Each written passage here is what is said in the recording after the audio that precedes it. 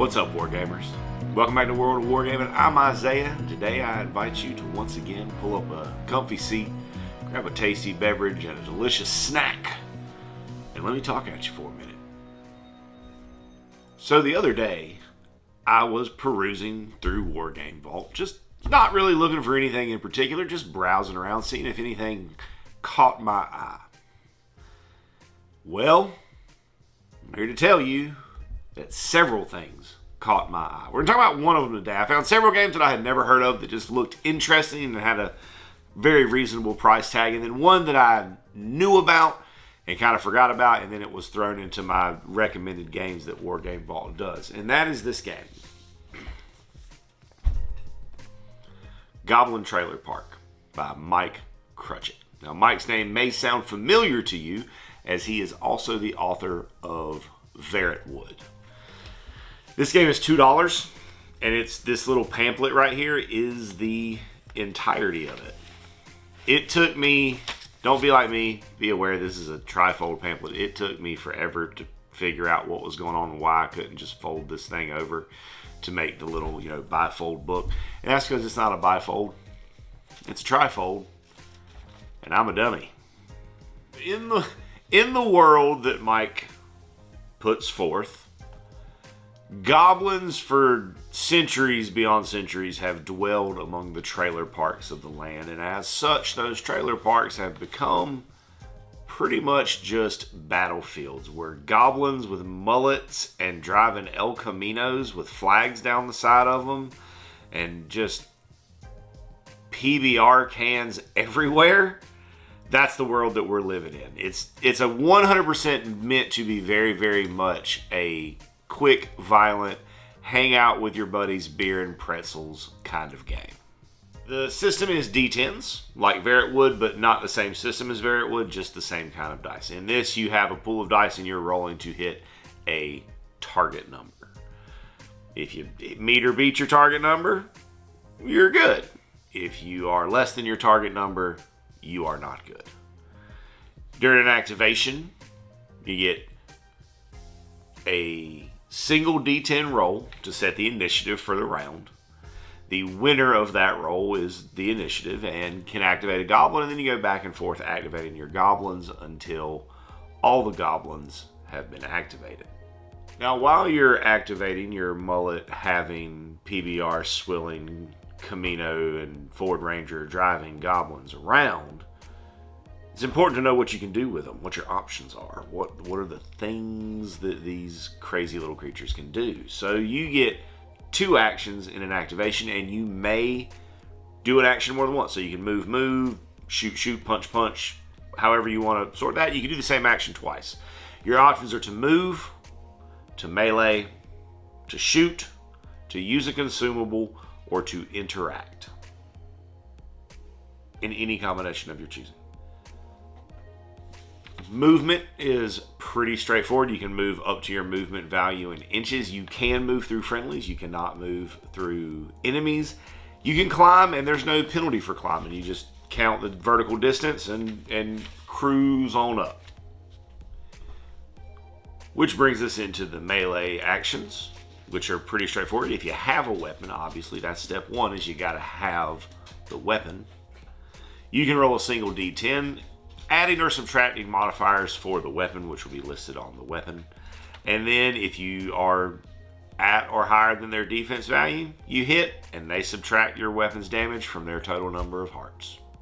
Real straightforward. No saves. Just violence. The game does reward you for not fighting fairly, as any games that has goblin-centric combat as its driving feature should. So we have bullying. So for every friendly goblin that is in contact or engagement range with another goblin that you are attacking, an enemy, you get a +1 bonus to that attack for being a bully. I approve. Now, as I mentioned, you can climb earlier, and if you happen to find yourself on the roof of a trailer near the edge, and if there happens to be an enemy goblin within range of you to jump down upon them, you are allowed to do so. It's called a leaping attack. And when you do it, you get +2 to the roll to hit. But if you fail and you miss, you yourself lose a heart worth of damage, because instead of having them to break your fall, you just have, well, the ground to break your fall. Shooting works the exact same as melee. If you have the weapon and you have the range and you have the line of sight, roll your d10, add or subtract your modifiers for your weapon. If you beat their defense, you hit them. If you don't, you don't. No backfires, anything like that. Real simple, real clean, real violent. Now, the line of sight that I mentioned a moment ago in the shooting section, or shooting snippet, blurb, whatever you want to call it, the part about the shooting, line of sight is true line of sight. If something is obstructed, it gets +1 for having cover.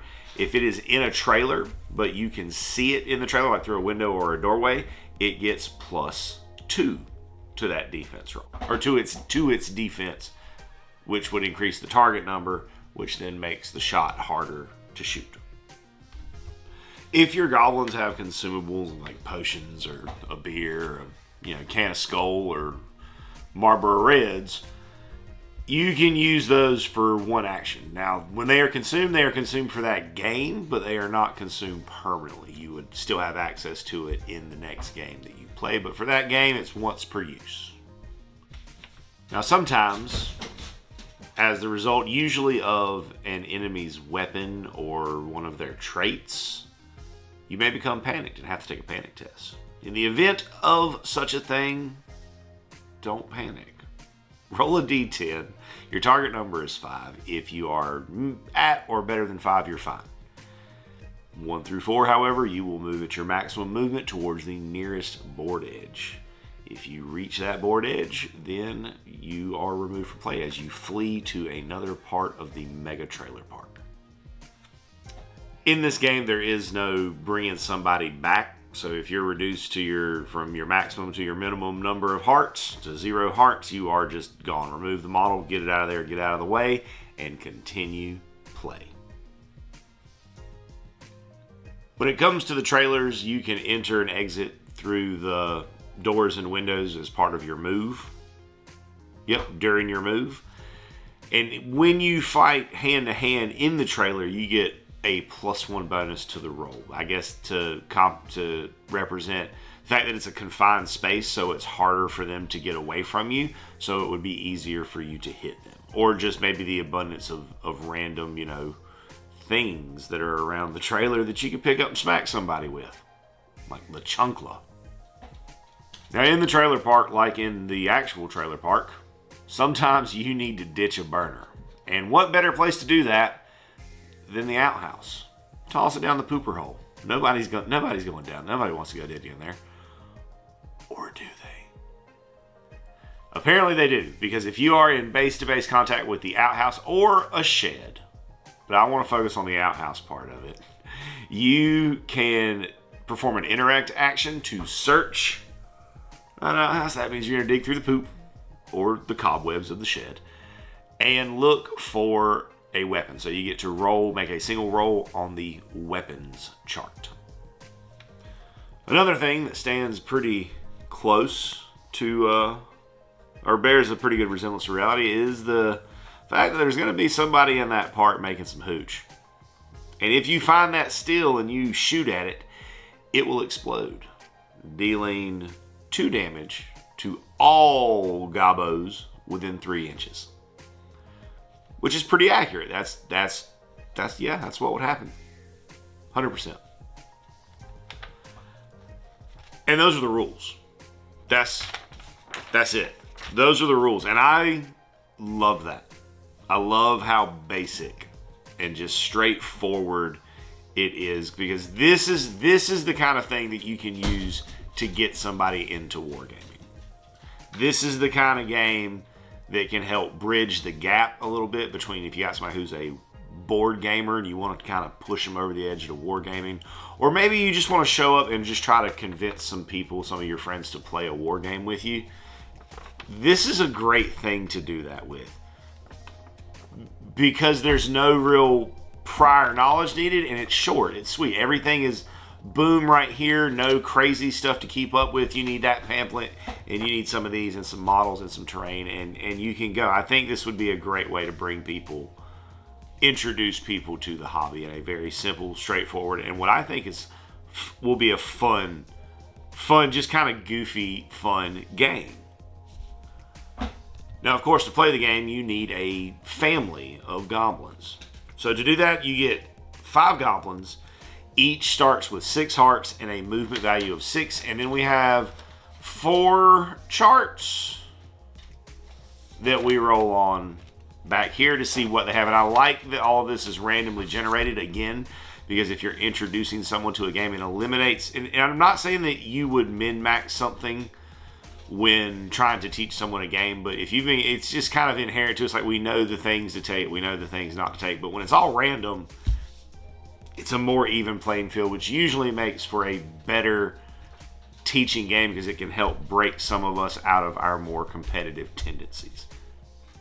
Plus, random is fun. Come on, random is fun, y'all. You know it is. Random is fun. So we have a trait chart, and I'm not going to read off everything. I'm just going to give you a few examples. So the number 1 on the trait chart is enlarged testicles. So you ignore panic tests, but you have -2 movement. Another one is little guy. So you can make leaping attacks at a range of 5 inches instead of 3. What did you eat? He does 1 damage to all models around it when this goblin takes damage. And business in the front, party in the back. He ignores any bullying bonuses made against him. That's gold, man. We then have a D10 for a weapon chart, which include things from a broken bottle, to a pistol, to a barbed wire bat, to a freaking flamethrower. Yup. Please and thank you. Moving on, we have a D10 armor chart, which includes a bulletproof vest, your tidy whiteys, a fanny pack, trash cans, and street signs. Just random awesome gobbo stuff. And then lastly, there is the consumable chart, which is a D5, so D10 and then half your number, or 1 through 5, however you want to do it. Unicorn jerky, hooch, a hand grenade, fireworks, energy drink. Yeah, all that stuff fits. And then you get a scenario. And that's it.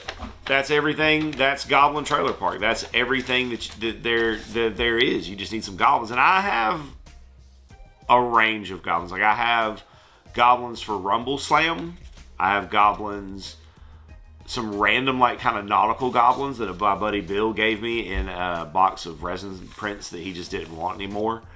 And then I've got some Blood Bowl goblins. So I've got a mixture of different kinds of gobbos, and I'm looking forward to having something else to do with them. This is $2. I'm going to let that sink in for a second, and then I'm going to say it again. This is $2.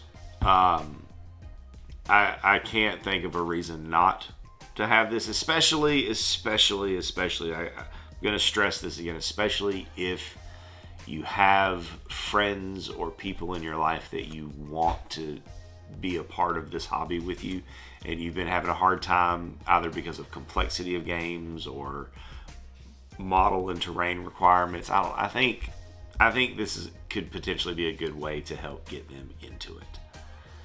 And the character sheets are attached. When you get this, you get 2 files. You get a file for these and a file for this. So you don't have to go like hunt down a sheet or anything. It's all right there. And that's Goblin Trailer Park, folks. I think it's a winner. $2. Simple, easy, straightforward, with a fun theme. You know, got a fun, goofy, campy kind of theme. I'm here for all of those things. I know it was kind of a short conversation today, but I want you to know that I appreciate you stopping by, hanging out, and letting me talk at you for a minute. And I hope you have an absolutely amazing rest of your day.